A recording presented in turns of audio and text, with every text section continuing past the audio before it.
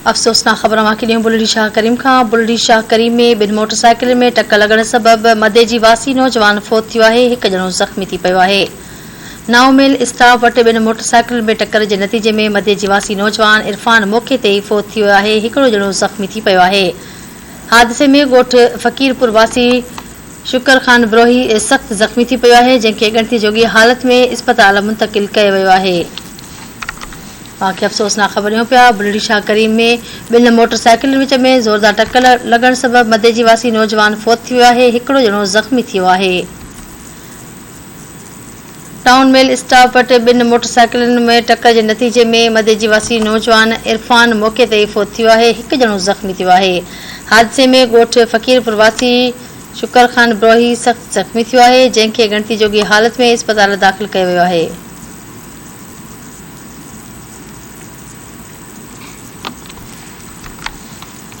आगाह कयूं पिया। बुलड़ी शाह करीम में ॿिनि मोटरसाइकिलनि में टक्कर लॻण जे नतीजे में मदे जी वासी नौजवान फोत थियो आहे। हिकु ॼणो ज़ख़्मी थियो आहे। टाउन मेल स्टाफ वटि ॿिनि मोटरसाइकिलनि में टक्कर जे नतीजे में मदे जी वासी नौजवान इरफान मौक़े ते ई फोत थियो आहे। हिकु ॼणो ज़ख़्मी थियो आहे।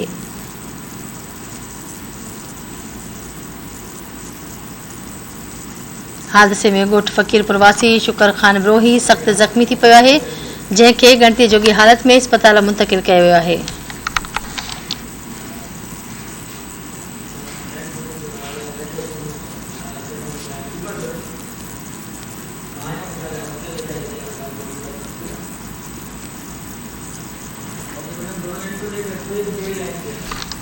आगाह कयूं पिया। बुलड़ी शाह करीम में ॿिनि मोटरसाइकिल में टक्कर लॻण सबबि मदे जी वासी नौजवान फोत थियो आहे ऐं हिकु ॼणो ज़ख़्मी थी पियो आहे। मदे जी खां टीवी न्यूज़ रिपोर्टर तौहीद ब्रोही लाइन ते मौजूद आहे।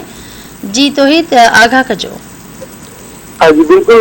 बुलड़ी शाह करीम कॉलेज जे नाओमेल स्टाफ वटि जेका ॿिनि मोटरसाइकिल में जेका तेज़ रफ़्तारी सां ज़ोरदार टक्कर थी वई आहे, जंहिंजे नतीजे में जेका मदे जी इरफान ब्रोही जेका मौक़े ते फोत थी आहे, जॾहिं हिकु नौजवान आहे ॻोठ फ़कीरपुर वासी शकर ख़ान ब्रोही, जंहिंजी ॻणती हालत में जेको आहे रज़ाकारनि पर DSP अस्पताल जेका टड्डू मोहम्मद खान मुंतक़िल कयो आहे, जितां ॻणती जोगी हालत हुजण जे करे जेको ज़ख़्मी आहे उनखे हैदराबाद मुंतक़िल कयो वञे ऐं जॾहिं ते जेको आहे फोत नौजवान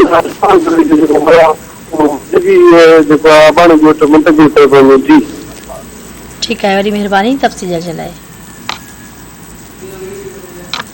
नाज़रीन, वाक़िए आगाह कयूं पिया। बुलड़ी शाह करीम में ॿिनि मोटरसाइकिल में टक्कर लॻण सबबि मदे जी वासी नौजवान फोत थियो आहे। हिकु ॼणो ज़ख़्मी थी पियो आहे। नाउन मेल स्टाफ वटि ॿिनि मोटरसाइकिल में टक्कर जे नतीजे में मदे जी वासी नौजवान इरफान मौक़े ते ई फोत थियो आहे। हिकु ॼणो ज़ख़्मी थी पियो आहे।